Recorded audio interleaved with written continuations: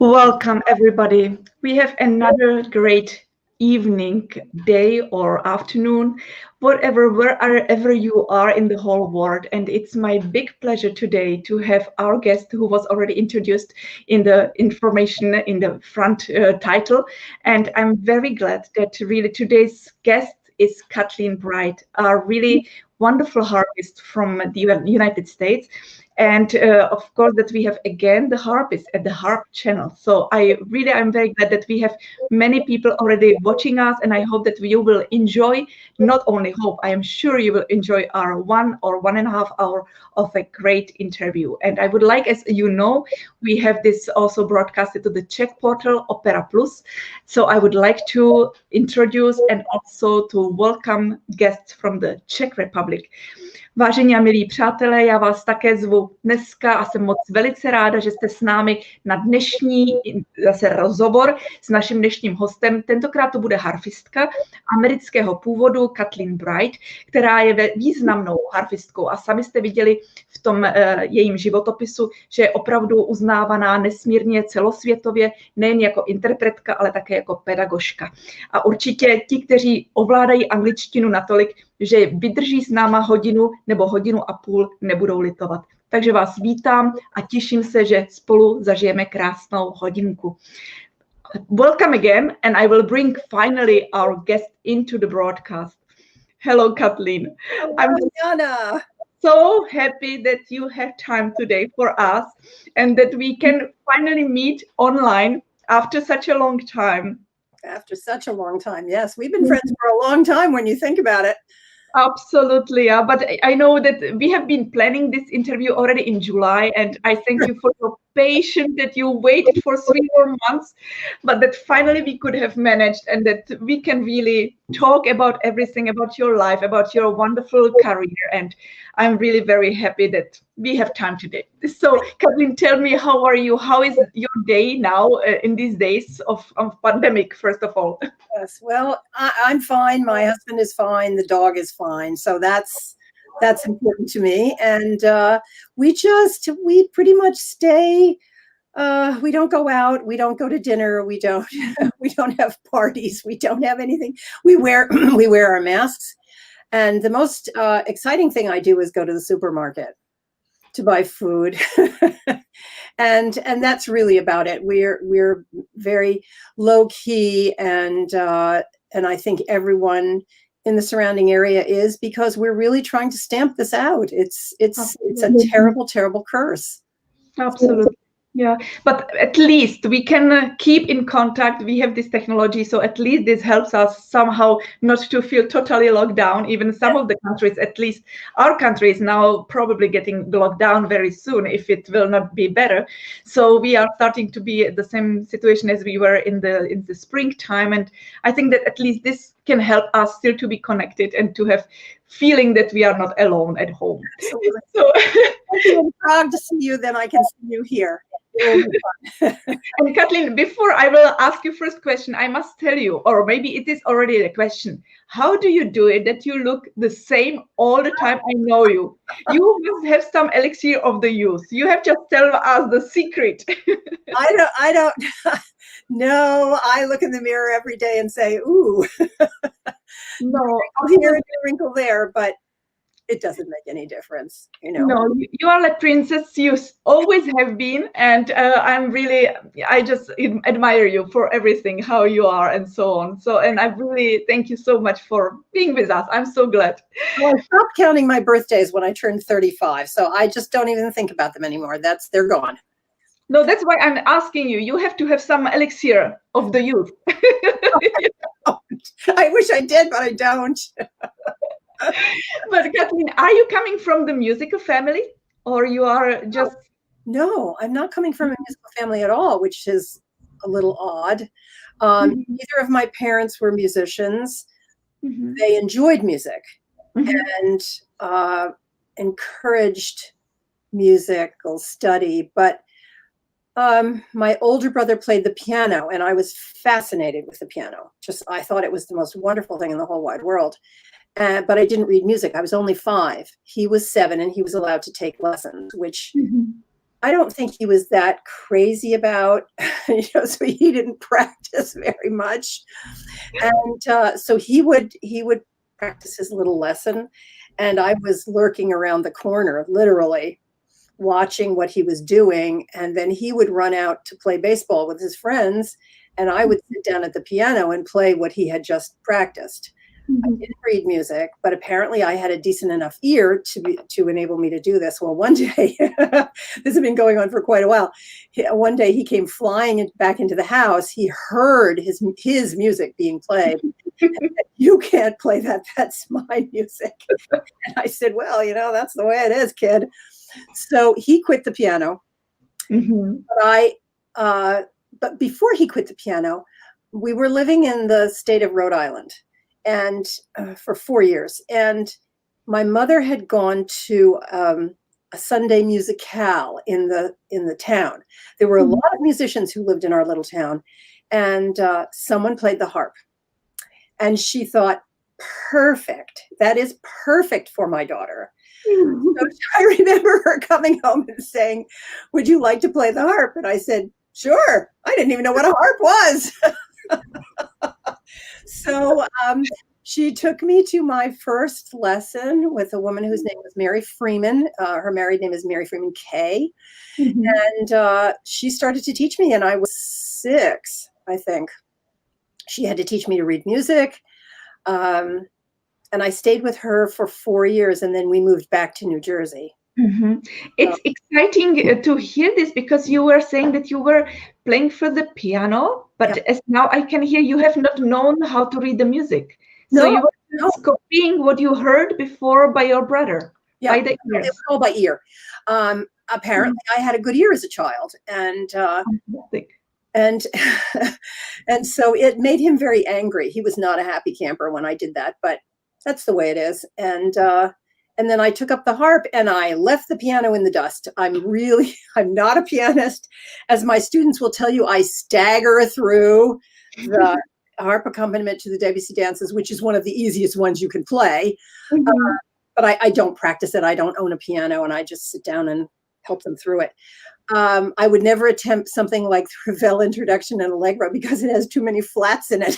Flats, yes. I don't understand the concept of flats on the piano. The key, you go down to make a flat, and the harp, this pedal comes up. And my brain does not compute that. So that's where we are.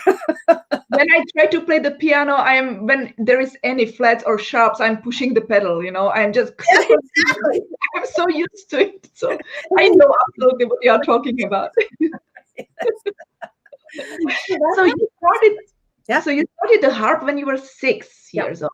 That's very early at that time, because I know that at the time it was not so used to, because there were no small harps. So what kind of size of the harp did you use at that moment? Well, my teacher had a concert grand, which was way too big for me. I was tiny. And then we were able to rent a harp from someone, and it was a size, maybe a 15, maybe even a 14. It was very tiny, but I didn't weigh very much. And so we had to put the bench in the corner so that when I pulled the harp back on my shoulder, it didn't push me across the floor. So that was that. And I stayed on that little harp for 4 years. And then when we moved back to New Jersey, I ended up with another teacher who actually had studied with Renier. And she taught me for 3 years, and then said, "I feel like I need to move you on to somewhere else. And I would like to take you to have an audition with Marcel Gronge. That's a story which we need really to talk very precisely, and I'm excited to hear that. And I'm sure that many of the harpists are really waiting patiently, impatiently for this story. But before we enter to that period of your life, I would like to know, because this is something what always interests me. When you started to play the harp, did you had the position of your fingers, which you did never changed since that, or no? No. As a matter of fact, I was the first student that my first teacher ever had. And she wasn't really concerned about how my hands looked. So when I came, my second teacher did a little bit more with my technique. And when I came to Gronge, he said, oh my, we have to fix some things here, which is not surprising. Because you're right, there were no small harps at that time. There was no graded repertoire. Absolutely. No, it was mix and match, and oh, this piece looks like she could play it, and oh, this piece maybe, I don't know. And there wasn't the wealth of repertoire that we have now, and teachers didn't have as much experience, and they didn't realize that no book is completely graded, that you can start at the beginning and go straight to the end. You have to go in and out of books and dwell on some techniques that the student needs to spend a little more time on and then move on. So what kind of technique did you start? From which book did you learn, if there was any? I believe it was the first harp book of Betty Perrette, which is definitely not graded repertoire. And my teacher had a number of lessons with Gronge, so she essentially was a French player. And then my second teacher, as I said, had studied with Renier. Yeah. She was one of those Americans who packed up trunks and went to Paris in the summertime and stayed maybe into the fall and studied for as long as they could and then came back.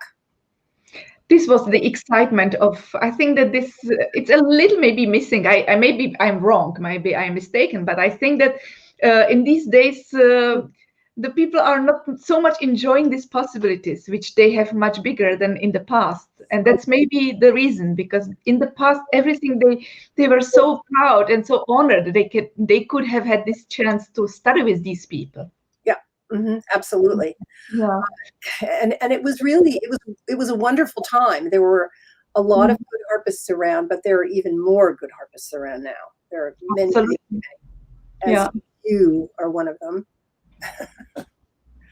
But Kathleen, you are really, as we have seen also in your biography, you have performed everywhere, and you have such a fantastic reviews as well in New York Times. And do you remember when was your first performance ever in front of the audience? Ever as a child? Oh, I think I had studied for 1 year. And my teacher lived in a house that her parents owned, and it had this great, huge lawn on the front. It was a big stone house. I can still remember it to this day. And so she brought the harps out onto the lawn. Can you believe it? Not worrying about the wind and a harp getting knocked over or anything. It didn't make any difference. So by then she had quite a number of students, and she played, and so I played out on the lawn with a little corsage on my wrist. And I don't remember what I played. But as a little one, so you were 7 years old and you played on the grand harp. Yeah. And you reached the pedals? How you could? No. I didn't reach the pedals, no. There was no extension, right, at that time? Because I know that in these days, there are some harps which they made the extension for the little harps. Right. Harpist, so, yeah. No extensions. So I'm assuming that I played something that didn't require any kind of accidentals, and we just put the harp in a key and away I went. And have you been taught at that age? Of course, because you were small. Certainly, when you were 7 years old, you could not have been too much tall. But then you were having the big harp. Have you been taught how high you should sit? No. And that is a real problem that I find today with students, that they're sitting at the right height. They're sitting at the wrong height. They're not sitting at the right height. Absolutely. And everyone who comes to audition for me, I look at them and say, we have to, they're usually sitting too low because they think, oh, well, I'm comfortable here. But then the harp is very heavy on their shoulder and they can't figure out why, and their shoulder hurts and they can't figure out why. So we do a little changes. Instant changing, yes, before they're very happy. They understand why they need to sit higher, but no one has told them that. Yeah. I know that in the past it has not been even like known like that. No? Everybody took whatever chair they could have taken and they were playing. On the one hand, it was very, very good because you had experience to play wherever, however, like, I mean, in which high, you could have been played. You were never thinking about it. No. In these days, it's true. This is very important to know which high you should sit, but sometimes we are not adjustable at this moment anymore, like to play it any chair. It's true. I remember as a child sitting on telephone books to raise the level because the dining room chair is too low. Me too. I know when I was studying in IU and in Bloomington, there were no chairs. So I had a chair, and on this I have put the telephone books because there were 6. So I just put the telephone books. I remember that I was sitting also. Who would do it now these days? Nobody. Everyone would think we're from the dark ages, Indeed, yeah. But as we have already mentioned, your big career of a student life was with Marcel Grangiani. And it has been really certainly a great experience. And I would be very thankful if you can talk about everything. How did you first meet Marcel Grangiani? What was your first impression when you had the first meeting, first lesson? If you remember first words he told you, and also what age have you been? How old have you been when you were coming to study with him? Well, I was taken to him by my second teacher, whose name was Rosemary Hinman, and she, as I mentioned, had studied with Renier, and she felt that I really needed to move on, and I thought that was very generous of her. And so what would happen was that I would study 3 weeks of the month with her and 1 week of the month with Grangiani, and she took me to my lessons in New York City and brought me back again. She was an amazing woman, lovely, incredibly generous woman. And so she took me to Grangiani, and I remember going in, and Mrs. Grangiani opened the door as she always did. Yes, there is the man. Yes. And she welcomed me, and I hung up my coat, and Mr. Grangiani came out. And I know I have said this to people in the past, and they look at me as if I'm crazy. I was 13 years old. And this man, I swear to you, had an aura about him. He was so almost otherworldly. He was really devoted to his music and his composing and teaching. And he was very gentle. He had a very soft handshake. He had enormous hands, enormous. And we went into the studio, and my second teacher came with me. I don't remember what he said to me because I was just watching him so intently. He wanted right away for me to use my wrist more, to roll, to gentle wrist snap, and to get my thumb up, which was down in the gutter someplace. So, that's the way it always happens, right? So I had an hour lesson with him, and I was just in awe. I was just stunned that anyone could be like this. And so generous, so kind, demanding, but in a very sweet, way. And if you had a lesson with him and you were particularly well prepared, which I can't say I always was, he would say to you, bon, bon. And you would think, oh, my heart, he just said it was good. You would race down the street out of the apartment, just moving away, having a wonderful time because he said it was good. And he was not that free with compliments. He wanted to understand that there was a certain standard to which you had to achieve. And oh my goodness, that was a long time ago. And that was that, I have no idea when that picture was taken, and I have no idea how old I was. But it's a beautiful memory. It's absolutely beautiful.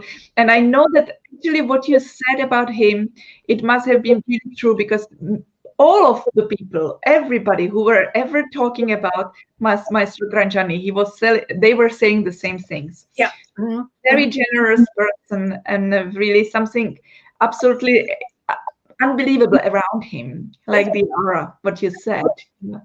And I was really fortunate to hear him perform at least 3 times in New York. He was still performing when I went to him. So, and he had yet to record the Mozart Concerto, which he recorded in the early 1960s. All of his other recordings were done in the 40s and early 50s. But I would go to hear him play and just be riveted. He was the most astonishing musician and technician, but music above all. And then when he had been called out for 2 or 3 encores and called out again, he would take pitches from the audience and he would improvise for 5 minutes. That's unbelievable. That's unbelievable. But that's the French training. You know, you learn how to do that. Yeah.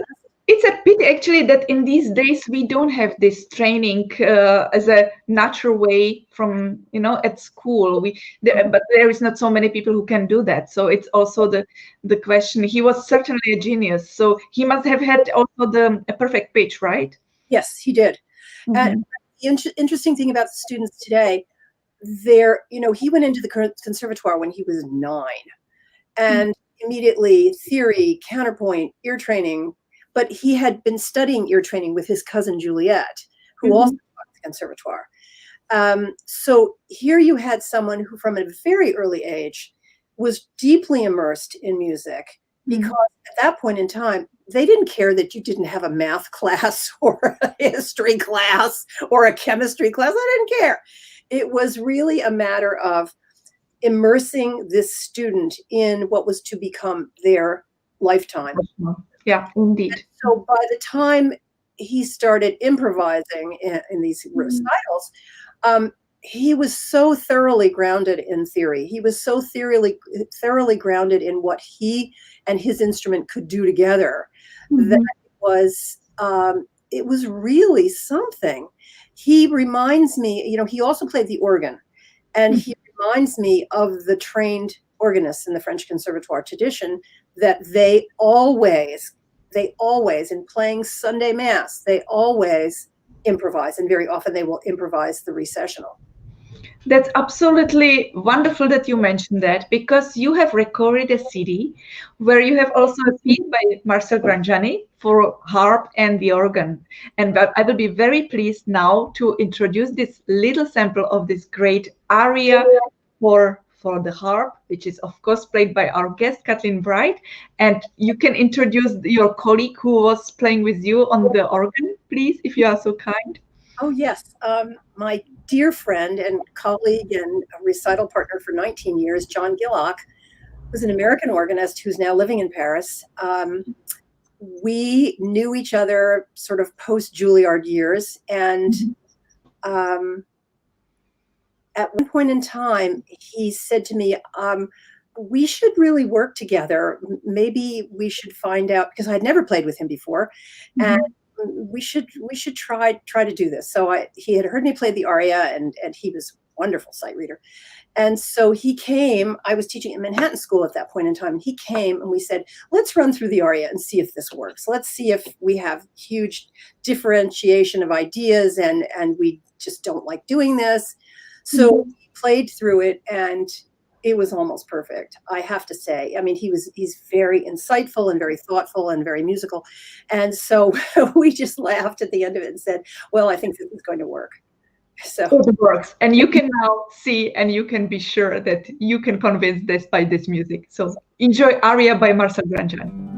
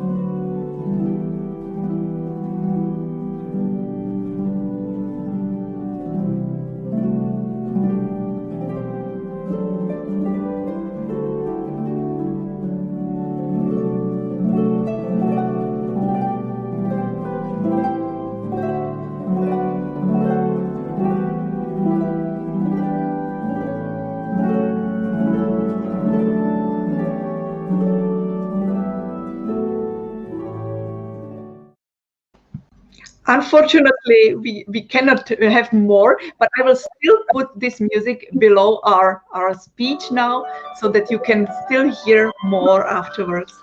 So if you are so kind, tell me, when was this recording written? I mean, released? 1996.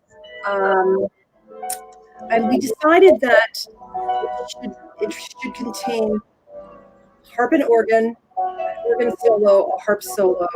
And we went through the literature and found some lovely Solaire concerto for two keyboards that worked perfectly well.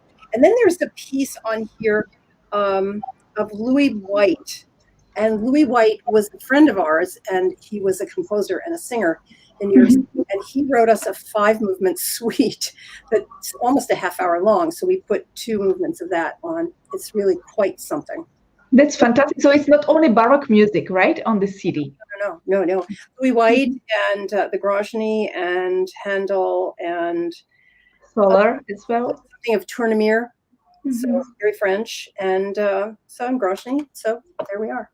That's wonderful. It's not very often the combination of organ and harp. I know that Miss McDonald has also recorded some, but otherwise I have no idea if there is any other combination of organ and harp on the CD.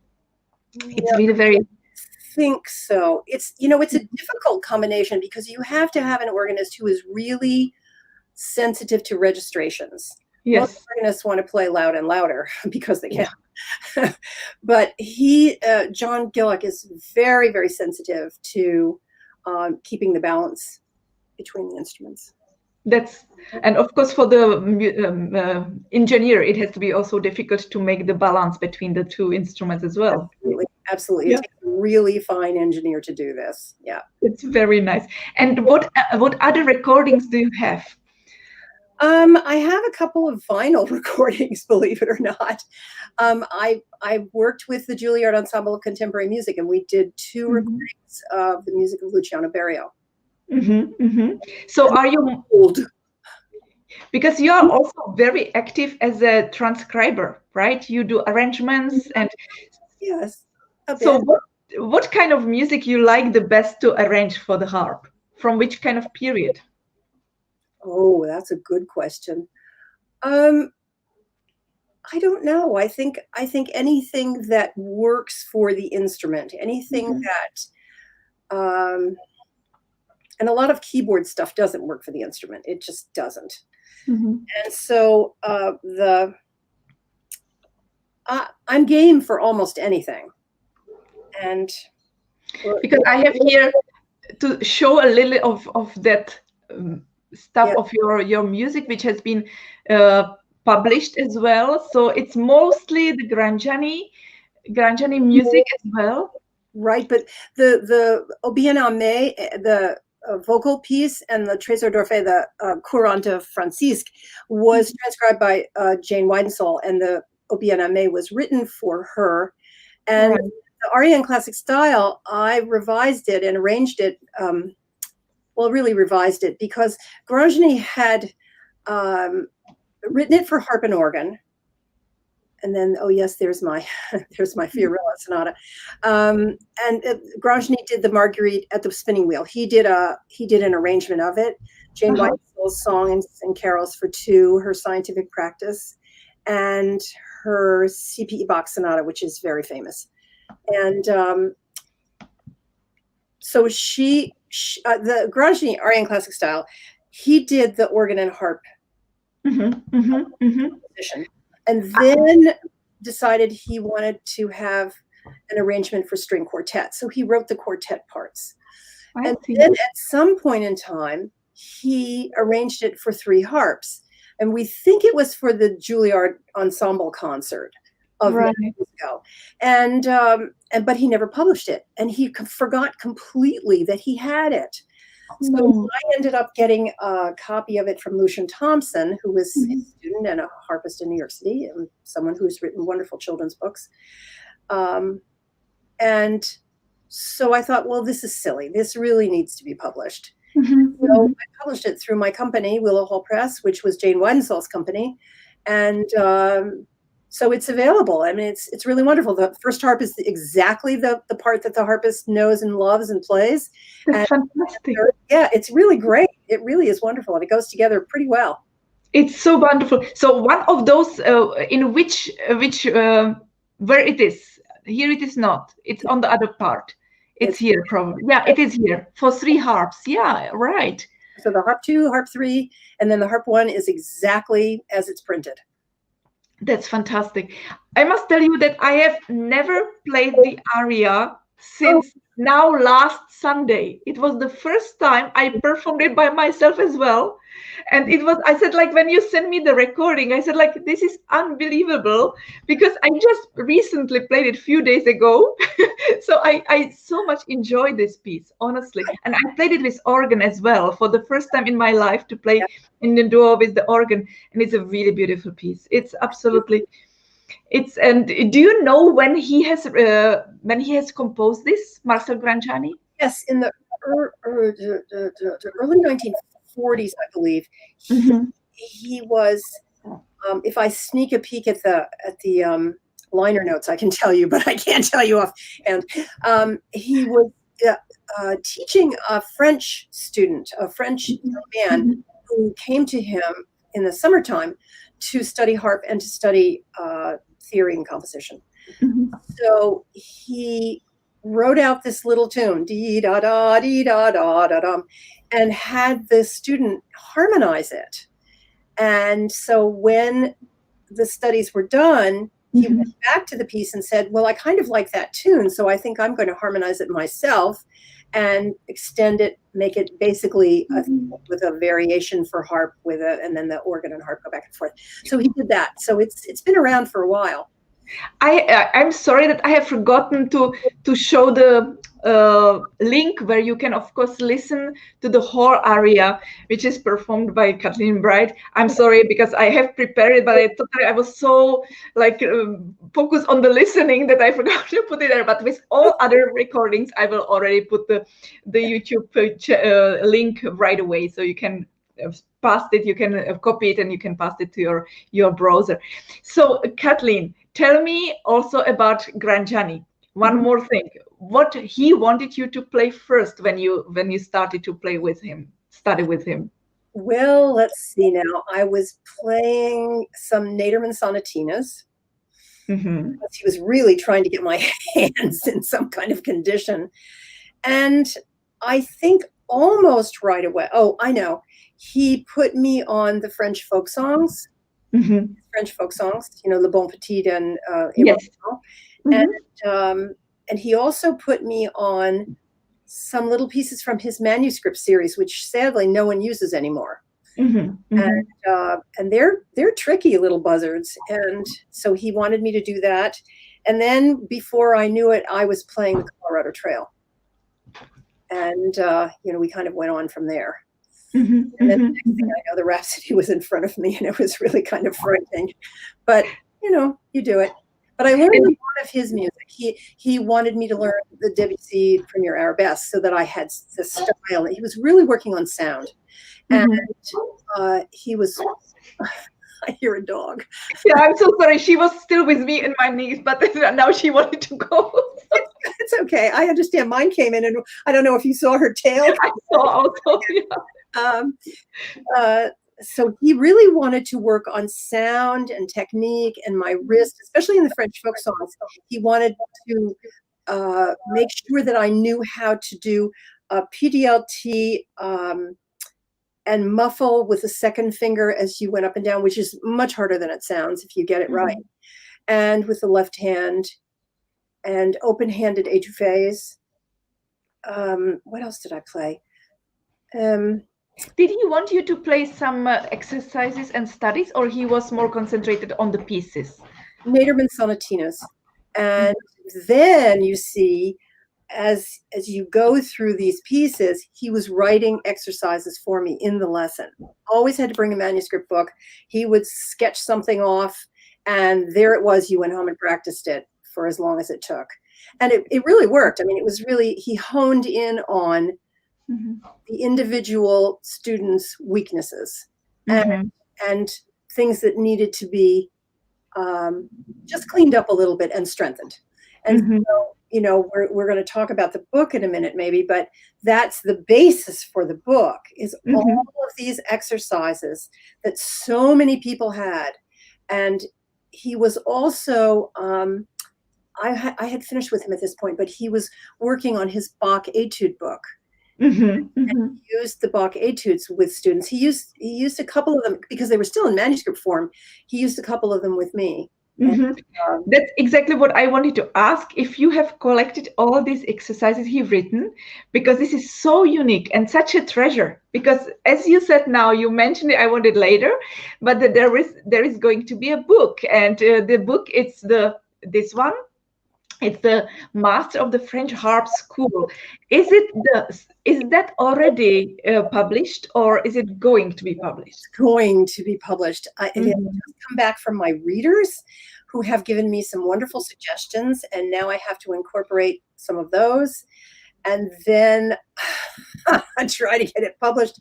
And one of the things I'm looking forward to doing, because everybody recognized his handwriting. I mean, his handwriting was very distinctive, and he would jot off exercises so quickly that it didn't make any difference where the stems went. If they went up or down, it didn't make any difference. He was just writing very fast, and nobody paid any attention to them anyway, because you knew what you were supposed to do.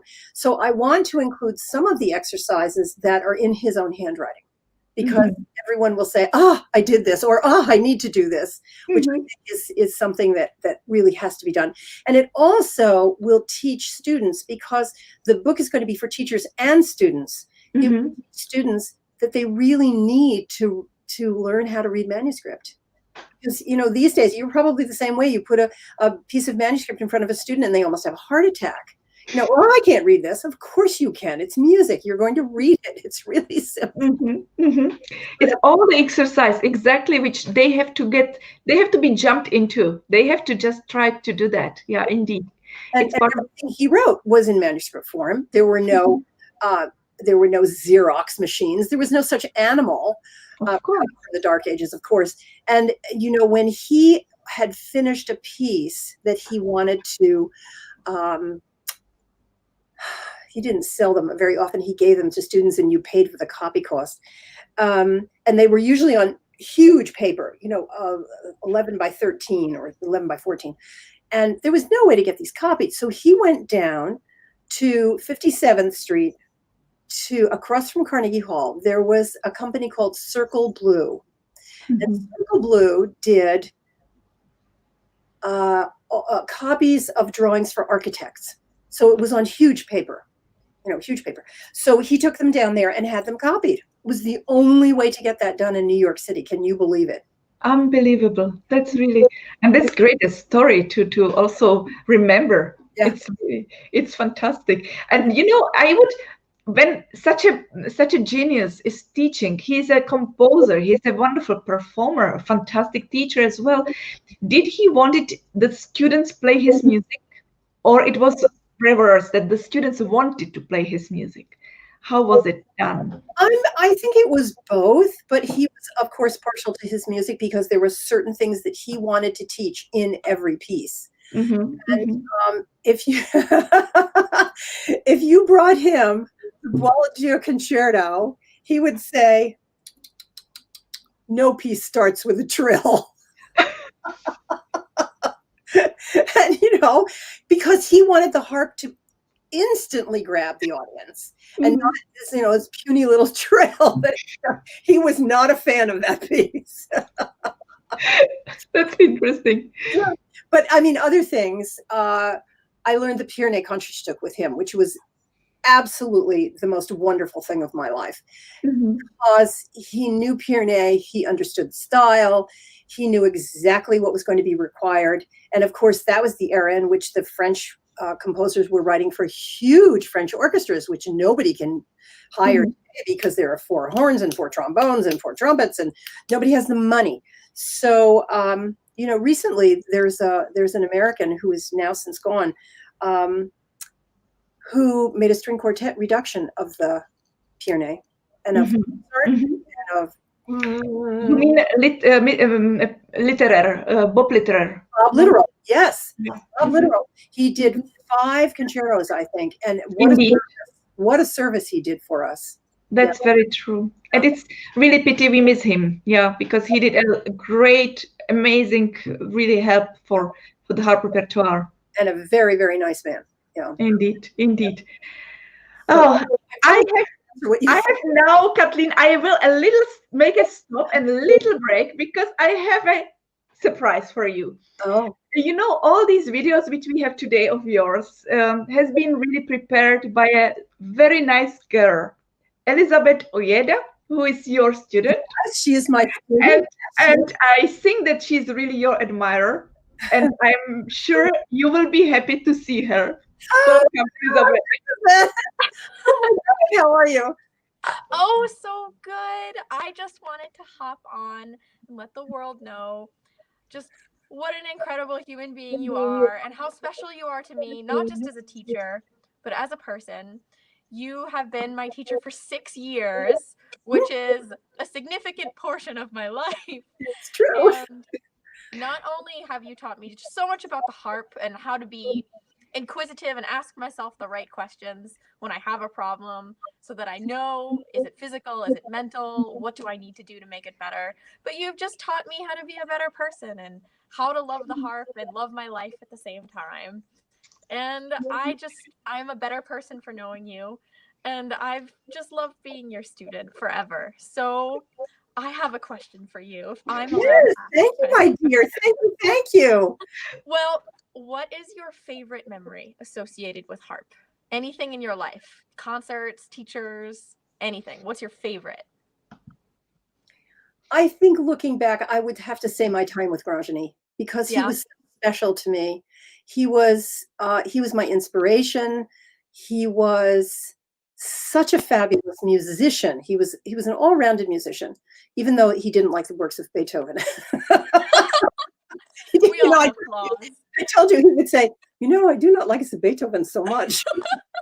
What a great bumper sticker that would make. Well, and like the Beethoven. He felt that it was so big and so bombastic, and it wasn't of the French line. They were trying to be different at the time. Ravel and Debussy and Dukas and all these other people. So, and Bucer, yeah. So that's my favorite memory, I think. Favorite. Do you have a favorite anecdote of working with Granger? Something that just makes you smile every time you think about it? I have one for you. I'll tell you after. Okay. I think when I played my first of 3 or 4, I don't know, recitals at Carnegie Hall, and he came back and he complimented me. Now it was, he didn't compliment everybody because you didn't always play as well as you should, or prepared as you should have been. And he came back and he said, bon. And, it was very nice and it was wonderful. And Mrs. Granger was pleased. You wanted to please Mrs. Granger, let me tell you. Yes, and I'm sure she heard it all. Oh, yes. All the wrong notes in every piece. Yep. So tell me yours.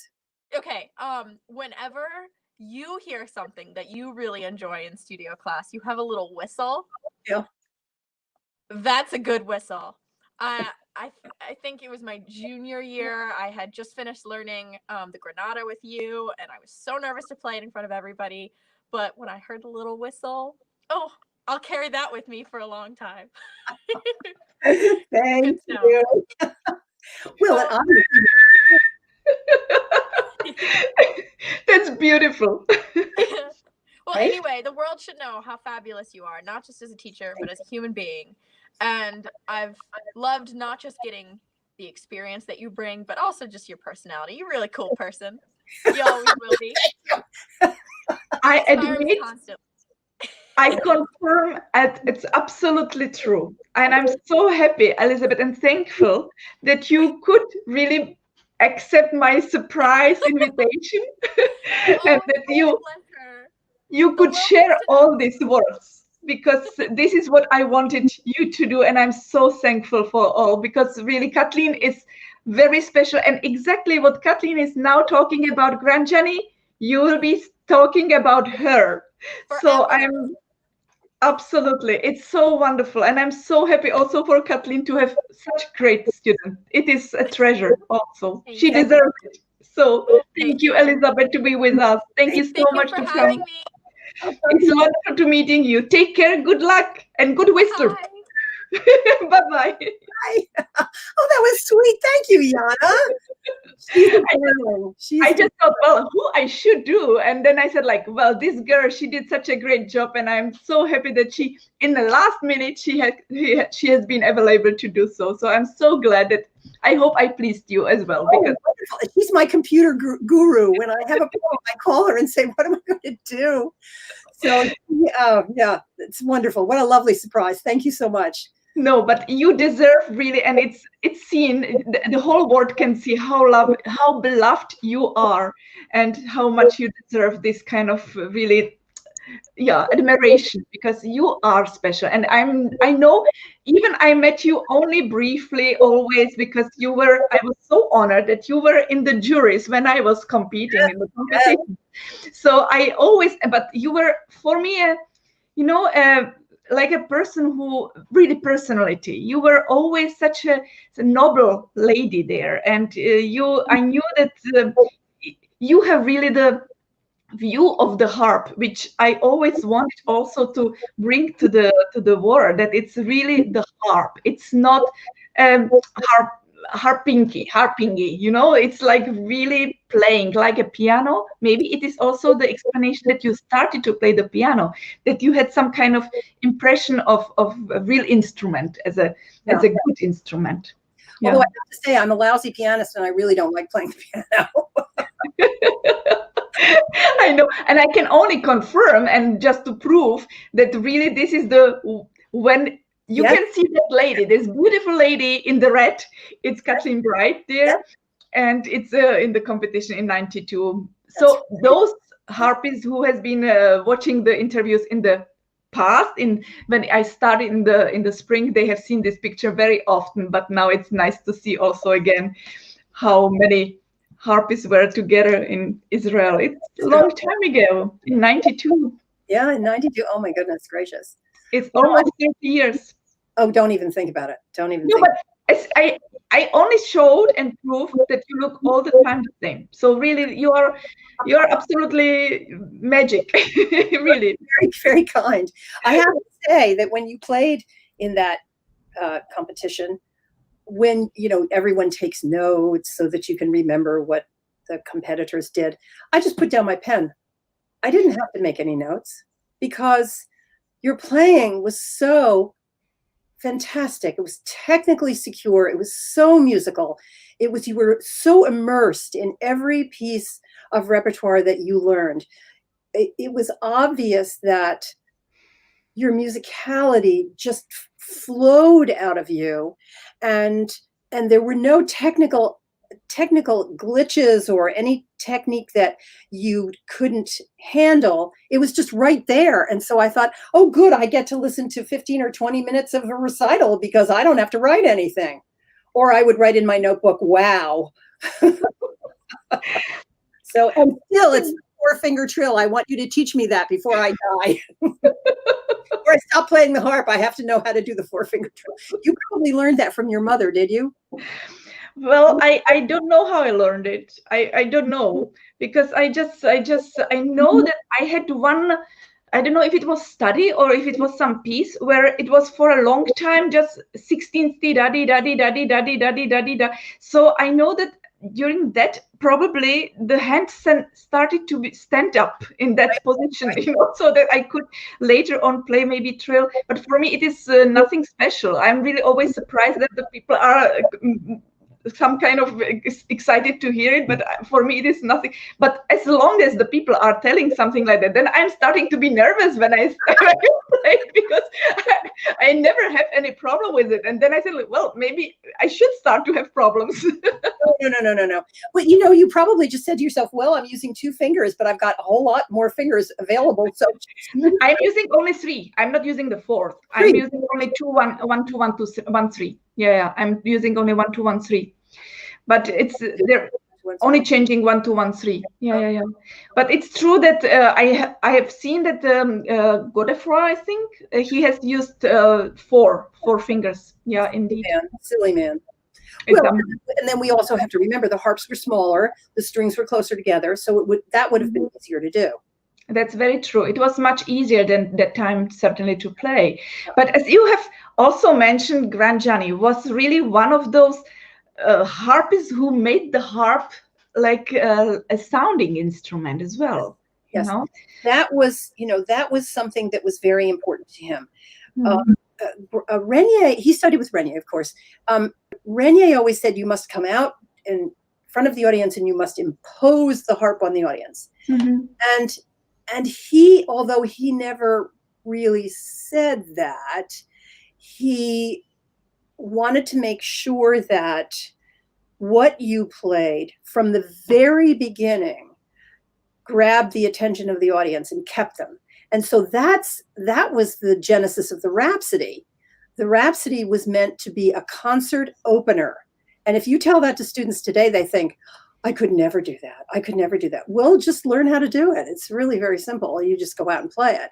And the interesting thing was, after he died, I said to Mrs. Granger, what was your favorite work of your husband's? What did you really love?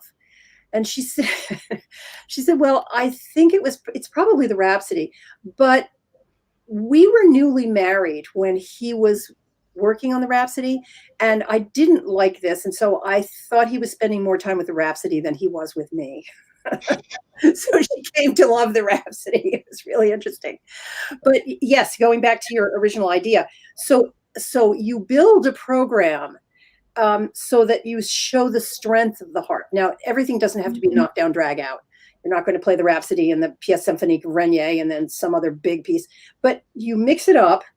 And another important thing for recitals was that he in the French tradition of being a complete musician, he had an index card for everything that he would possibly play on a program, with the timings and the key, because he felt that the keys had to relate. You know what I'm talking about. So you wouldn't play something in G flat and then play something in G major next door to one another. You just wouldn't do that because it doesn't go together. And the French believed that strongly, and he believed it strongly. And so he would sit at a card table with all of his little cards on the table, and he would start moving them around like dominoes, so that he could get the correct program with the correct keys and the correct timing for the next recital. And I'm sorry that I have not prepared, but I'm sure that those who are the fans of the Harp channel, they have mentioned or they have noticed once, I think it has been about 1 month ago, you can go through the history in the Harp channel. I have posted there a program of the recital of Marcel Granger. It was enormous. Oh yeah. It was about 3 hours program. We had two intermissions, and there was everything. I mean, it was really programmed for 3 people. Right. He had the stamina of a horse, I think, and just to support it. I mean, he just sat down and played, and that was it, and large pieces. And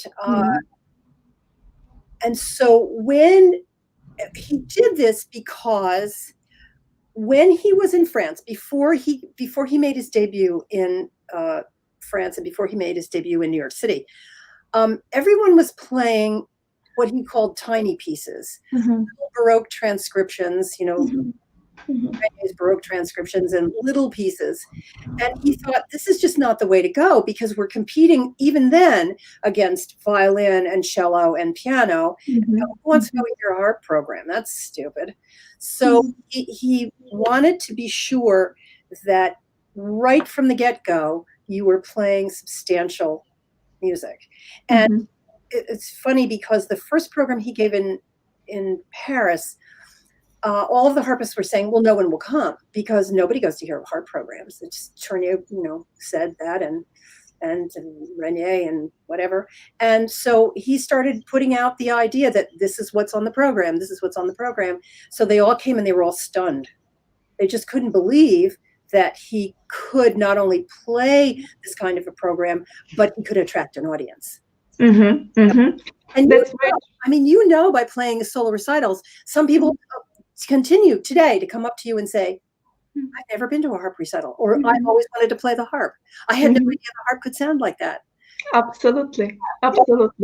That's why we are doing this, to bring the harp more closer, and the people will hear how the harp can sound as a solo instrument.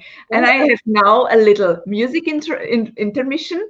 I have also one of the piece from your CD, and it's the Handel Concerto, which everybody knows, and it's in the transcription not transcription, but it's with the organ accompanied. So that's very special. So let's have a little example from Handel. Okay.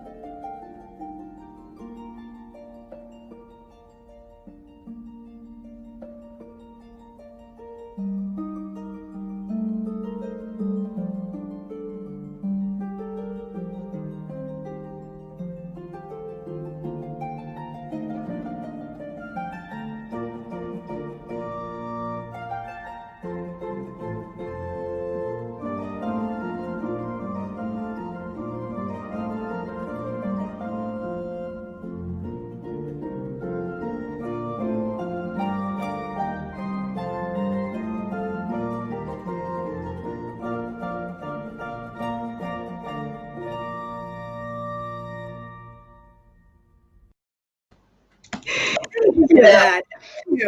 That's beautiful. You must tell us also, because Granger has made his own arrangements of this Handel concerto.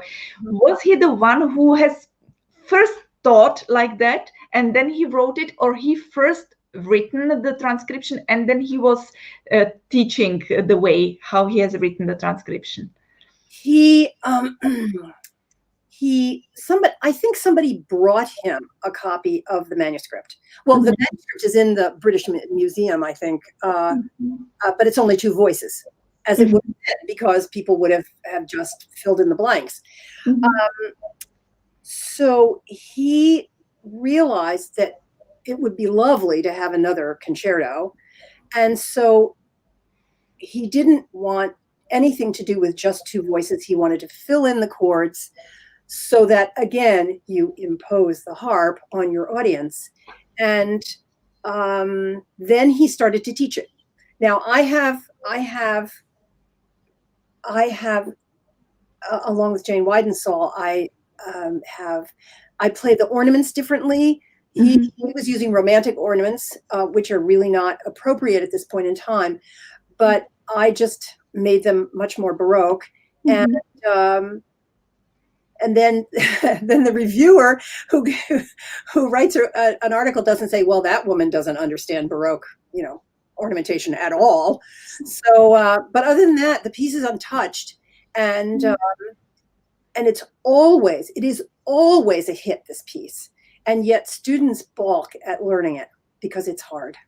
So I have a new way of doing this. Instead of launching them into the first movement and seeing them wither and die on the vine with all the contrary motion, which is very hard for them, I start them in the last movement first, because it's the shortest.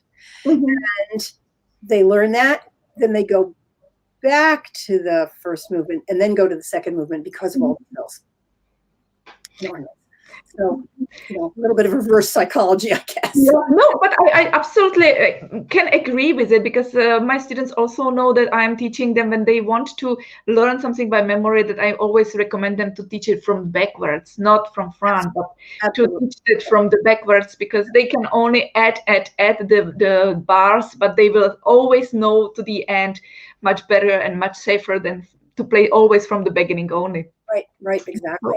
I totally understand this kind of method as well. Yeah. And Kathleen, because we had before a wonderful guest of your student there, and we have stopped a little bit to talk about this book, which is going to be published. Can you just only tell us a little bit more when this book we can expect? Because I think that many people are now hungry to have it, as I am one of those.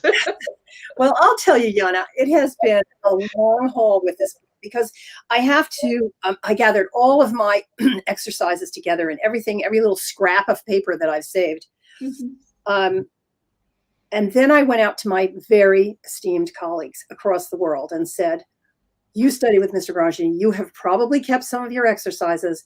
Would you please Xerox them for me and send them to me? I'll be happy to reimburse you for your Xerox charges. People were sending me reams of stuff. Envelope upon envelope came to my front door, which was just amazing. And I found some things that I did not have, and some things that were duplicates, of course. But the outpouring of just collegiality among my peers and my colleagues was just stunning. And so that's fantastic. Thank you very much to everybody. Thank you to everybody is right. There's a whole list of them. And if I mention one, I'll forget somebody. And so they're all acknowledged in the beginning of the book. What I chose to do, because no one has compiled what he did. He started doing this in the early 1960s, and he was going to do it with Jane Weidensaul, and I think they got into it and realized that this was going to be a mammoth task. It was not going to be fun, and it was going to take away time from his recording, his teaching, his playing, and so they just kind of gave up. I, on the other hand, took up this silly idea. It's been going on for quite a long time now. I thought it was going to be easy. It has turned out to be one of the hardest things I've ever done in my life. But it's really something that I have loved doing. I just have gotten so much inspiration from this. So basically, what the early chapters are called: building 2 fingers, building 3 fingers, building 4 fingers. How do you do this? How do you teach the child who comes to you, who knows nothing, and you're just kind of starting out and you don't really know too much either? This will give you some ideas about how to reinforce the small hand, how to make the small hand or the large hand, the adult who comes to you, or the teenager who comes to you and their technique is a wreckage. How to get them on the right track so that they are technically competent and they are relaxed at the instrument. There's nothing worse, as you know, seeing an instrumentalist that is like this. You think, oh dear, we have to do something about that. How are we going to do that? So teaching them to relax as we go along, building 3 and 4 finger arpeggios, chord preparation. How do they play a chord? Well, some kids are coming in playing chords before they know how to play an arpeggio. What is this? I mean, really?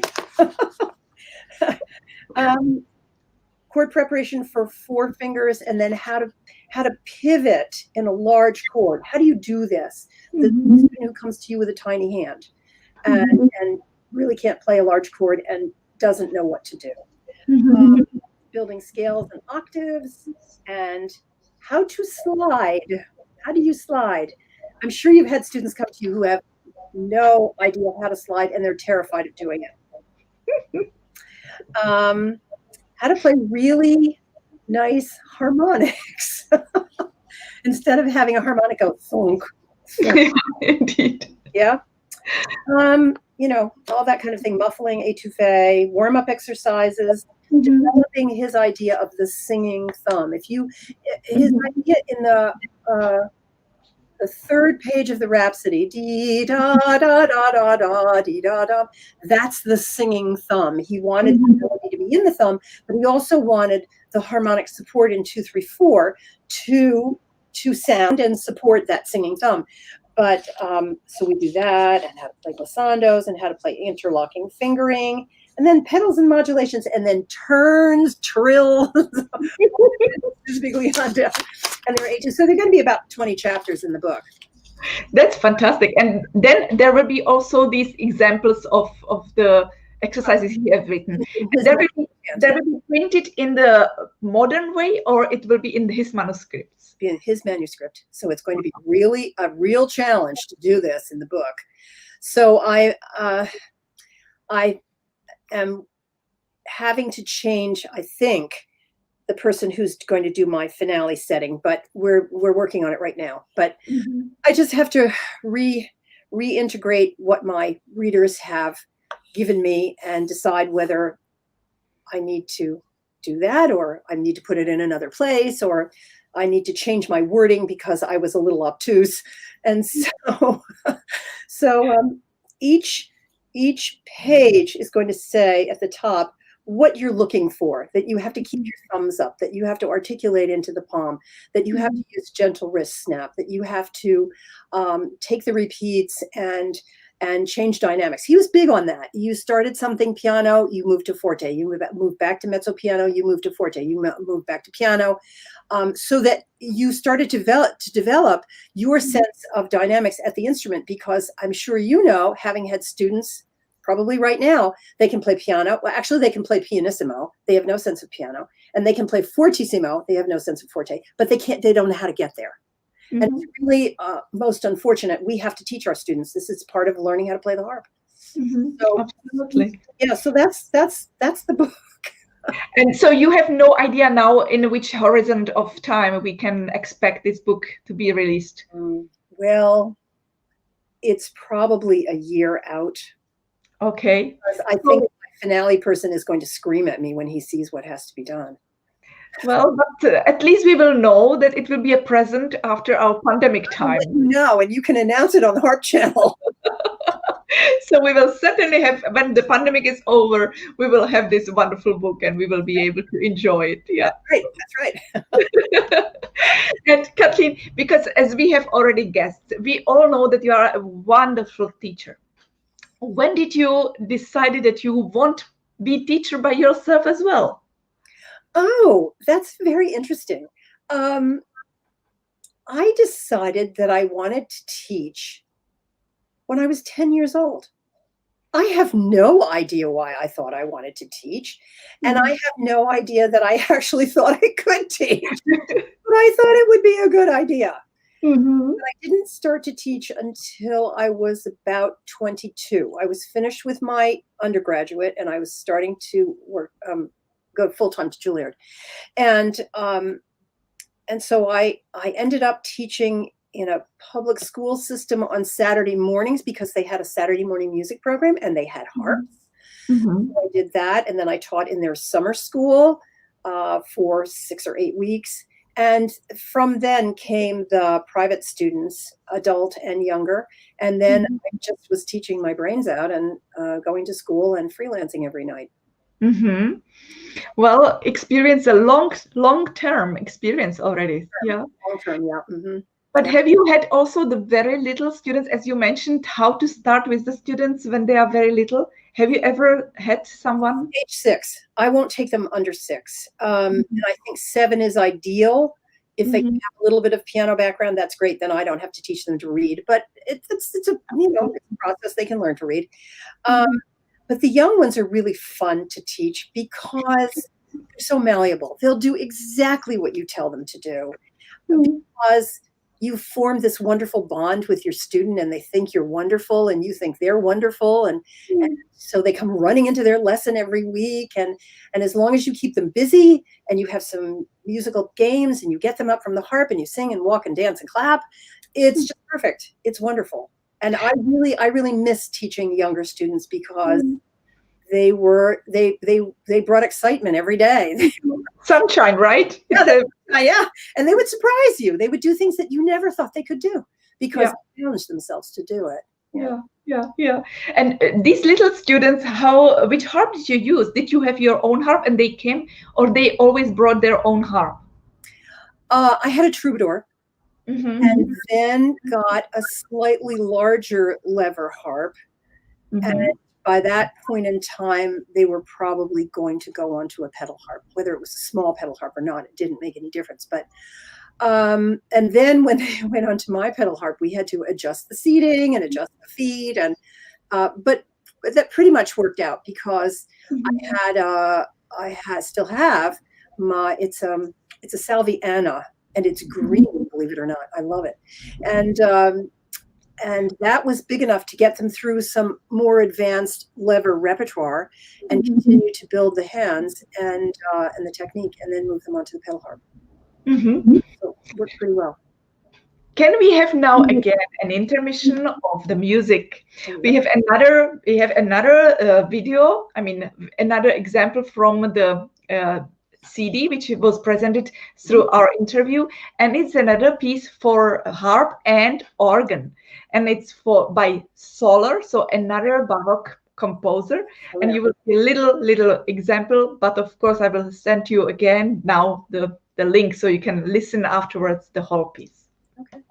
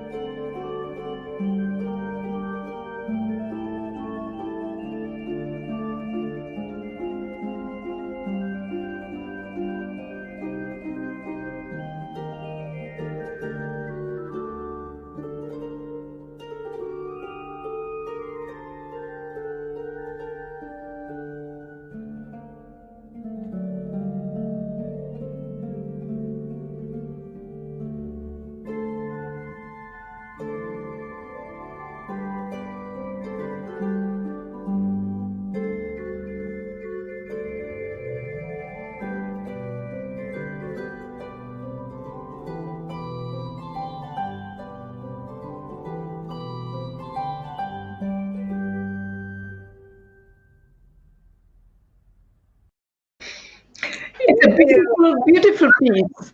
Yeah, it's really interesting, as I said, this combination, but there is not so many compositions for this combination. How did you find those?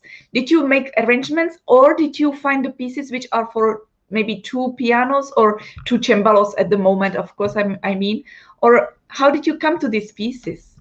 Well, actually, an organist told me about these Soler concertos. There's 6 of them for 2 keyboards.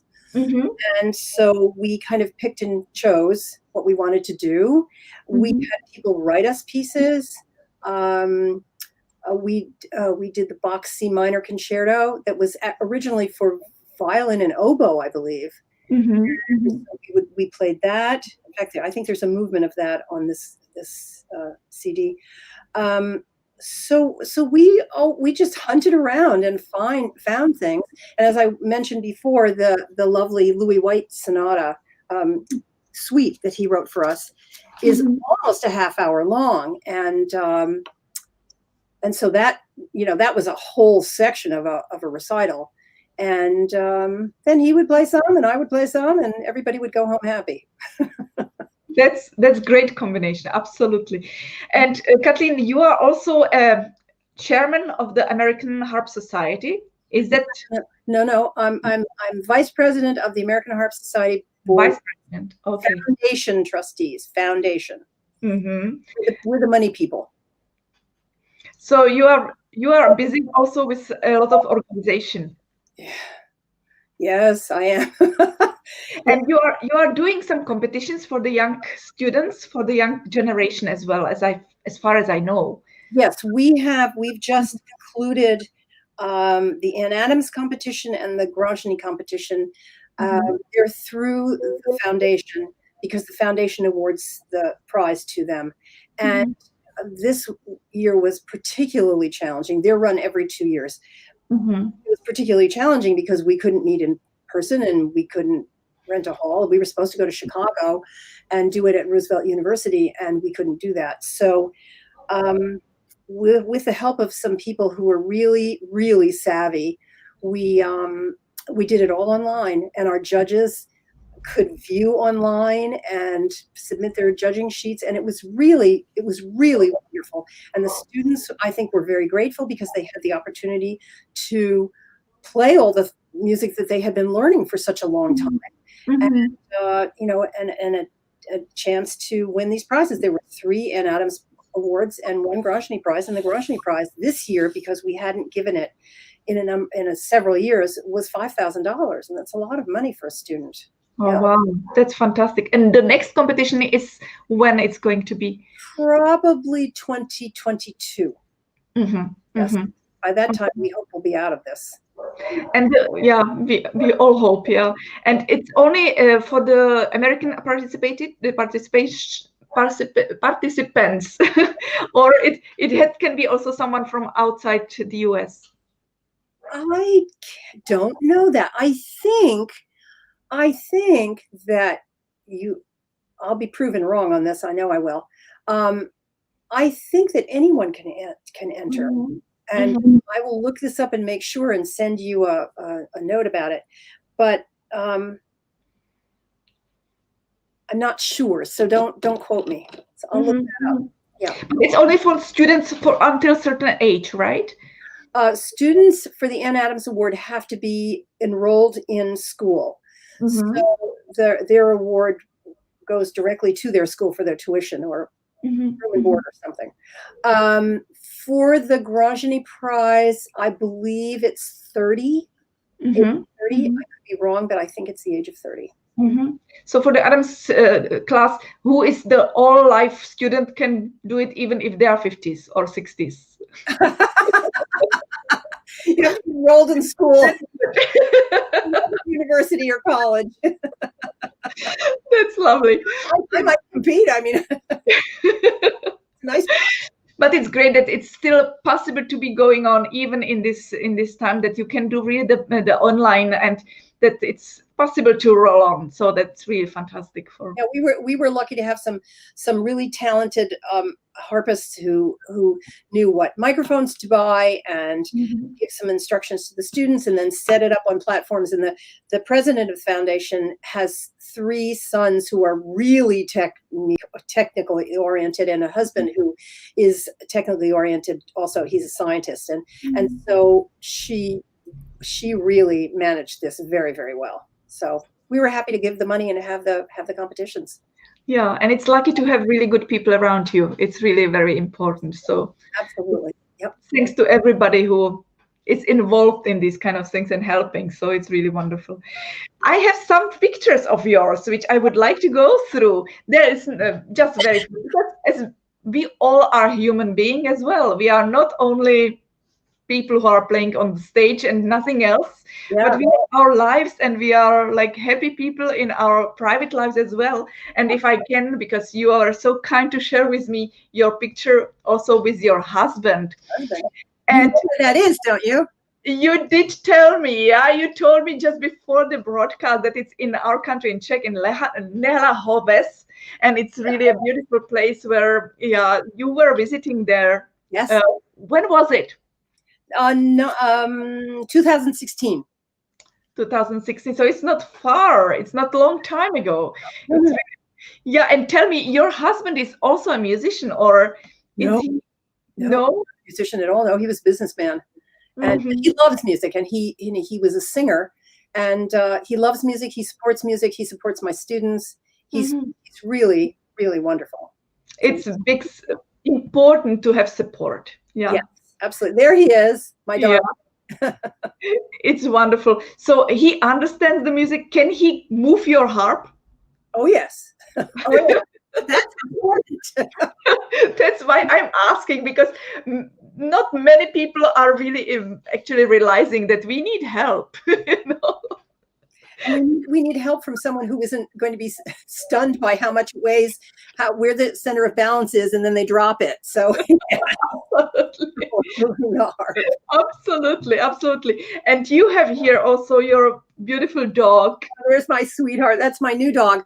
Well, she's not new. She's 3 years old. She's a chocolate lab, and she was rescued. Oh, does she like the music? Very much. She will come in when I practice. She comes in, plants herself right in front of the harp and stays there.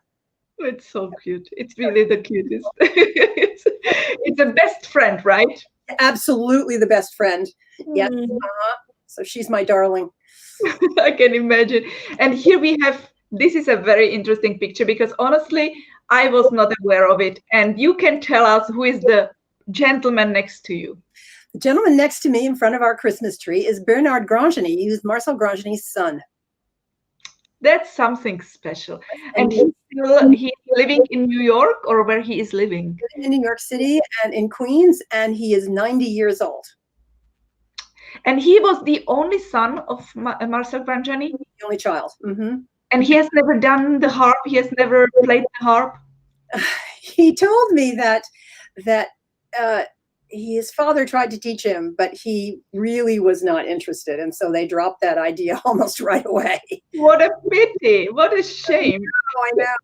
Well, I would think it would be very hard to live up to the standard of you know, this genius who was your father. So that would have been. So he was not going the direction of music at all. No.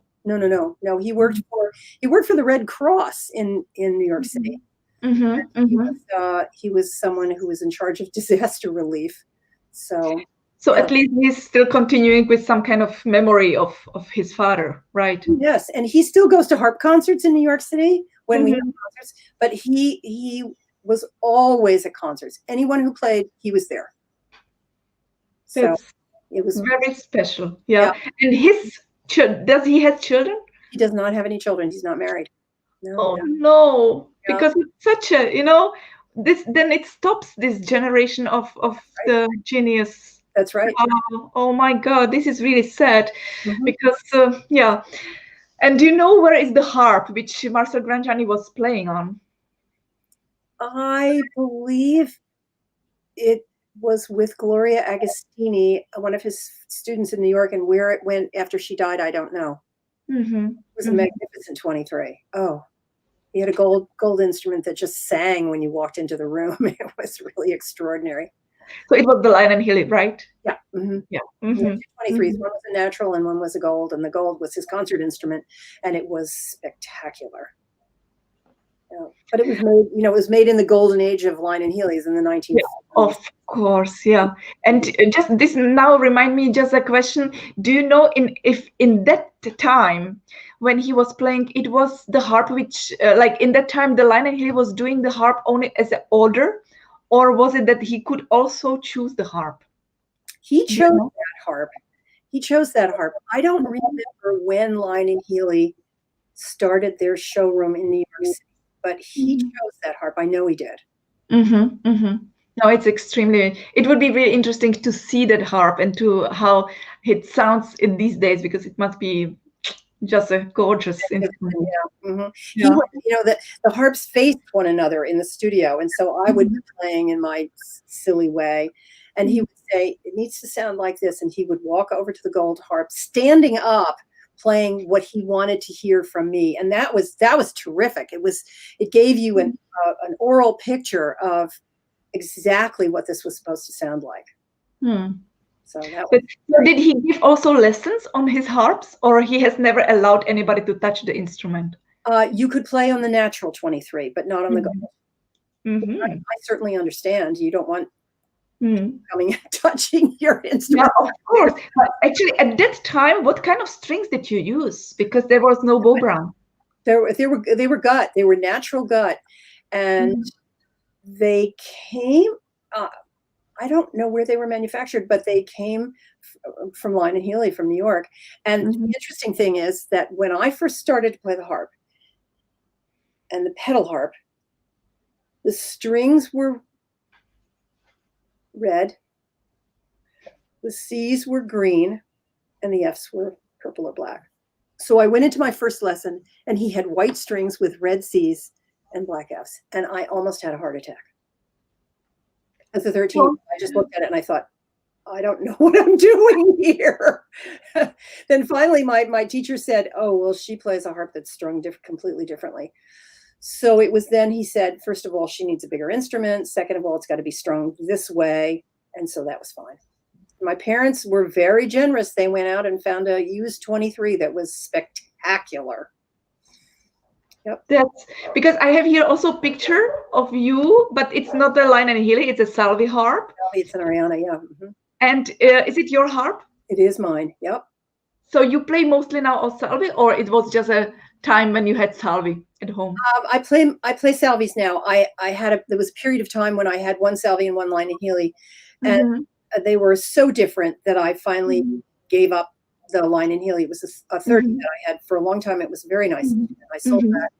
And then I've had a series of salvies. So right now I have an Ariana and I have a Minerva, gold Minerva, which I love. Wow, wonderful.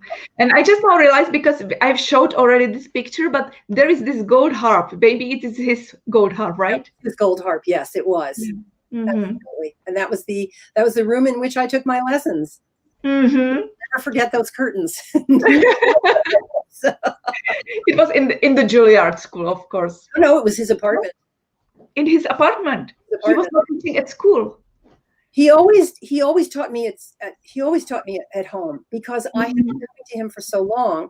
I was kind of a member of the family, you know, and so he was much more comfortable coming home and putting his things down and just going into his studio, and so we would have lessons there. That's great. That's wonderful. That's absolutely. The school. He taught some students at the school, but then he would go home and he would teach. No, that's wonderful. That's absolutely wonderful. Well, I have here also a picture when you were on the title of the harp column. Yes. Really one of the most important harp magazine, and that's it. So is it possible to find this interview there still, or somewhere online? Do you know? I don't know. We should search. Find out. We should search, and certainly some people will have it, so they can share the information with us. But as we had already seen how really admired teacher you are, I have here also some pictures of your students. Oh yeah. Oh my. And I just want to share, because they certainly love you so much that they deserve to be shown as well. And I am really happy that. How many students you have these days? How many people are in your class? My studio is a little smaller this year, simply because of COVID. There are 8 students. They're normally anywhere from 10 to 12. That's great. Do you have some boys at the moment? No, I graduated a male student 2 years ago, and I was hoping to get a male student this year, but he went someplace else. They probably offered him more money. But I love working with the male students because their hands are so big. You know, they can do just about anything. It's really incredible. It's very different work with the men. It's very true. It's very different. Completely different words and phrases. You're not into lovely. Yeah, indeed. And how many boys did you have in your class since the whole career of your teaching? Do you remember about? Comparing to the girls? Oh, there's no comparison. It's really only a handful of young men. Most of them are women. You know, we still have that stereotype of the beautiful woman sitting in the beautiful gown behind the beautiful harp.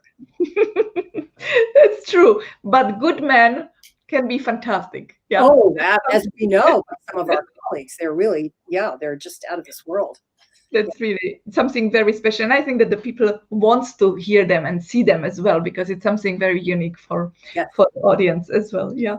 And Kathleen, tell me, because you have such a really exceptionally wide interest in everything. You have really like organization of the Harp Society. You have the publishing. You are doing now the book. You have recorded the CDs. You are teaching. You are performing. Everything is there. What do you like the most? Is there anything what you would say, this really, without this, I could not exist? That's really hard. I like to perform. I love to teach. I like to work in my garden, actually. Yeah, I do. So, you know, my husband and I like to go outside, and he likes to clip bushes and trim trees, and I work in the garden. I have a huge garden that was here when we came to the house, and so I've expanded it and put in another garden, and so it gives me pleasure. It's relaxing. Do you use gloves? This is always the question of the people. I use gloves. I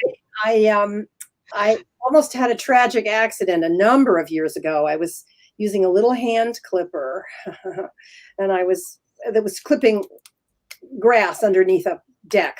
And I pushed some grass away and came over too soon and cut the second finger of my left hand. But I didn't go too deep, and it was fine. It was really fine. It scared the life out of me. So now it's wear gloves. If you're not using another hand, have something in it, have a glove. I always have a couple of rocks in my hand so that I will remember that I'm not to do anything stupid. Yeah. Oh, well, we don't realize until something like that happens that something can happen, right? Yeah. Mm-hmm. Yeah. And when you mentioned this kind of not very pleasant story, did something funny happen ever to you when you were performing, for example? Do you remember anything? Oh, yes. Oh, yes. I was performing right here in Rochester at the University of Rochester with their college community orchestra. And I had been complaining that the light directly above me was out. And they said, oh, don't worry. Don't worry. It'll be fixed. Come into the night of the concert. It's dark as pitch. There's no light there. So I thought, well, okay, I guess we have to do this. So I was playing Handel and Debussy, and really disturbed by the fact that I was sitting in a shadow, and it was very difficult. And the conductor obviously had not studied his scores very well, because what in the world was going on? I'm cueing him through the whole thing. So anyway, but then I hear this huge kerfuffle in the balcony. I mean, crash, bang, smash. Oh, and then the ambulance people came in, trudged up the stairs, like this. And it turns out a man had a heart attack in the balcony. Well, I mean, I don't wish him any well, and I'm really sorry. And the ambulance came in and took him out.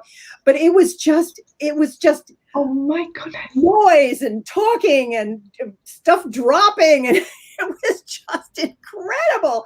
And I kept playing Handel. Let me tell you, I just kept playing. Oh my God. That's really, we can't realize what can happen on the audience, in the audience or during the concert, right? No, and you just have to keep going. You can't stop and, oh, what's going on up there? No. You just have to keep going. Yeah. Oh my goodness. And I hope that you have never had any accident with the harp, that it would fall down or something like that. Never happened something like that to you. No. Thank God. I'm really very, very careful.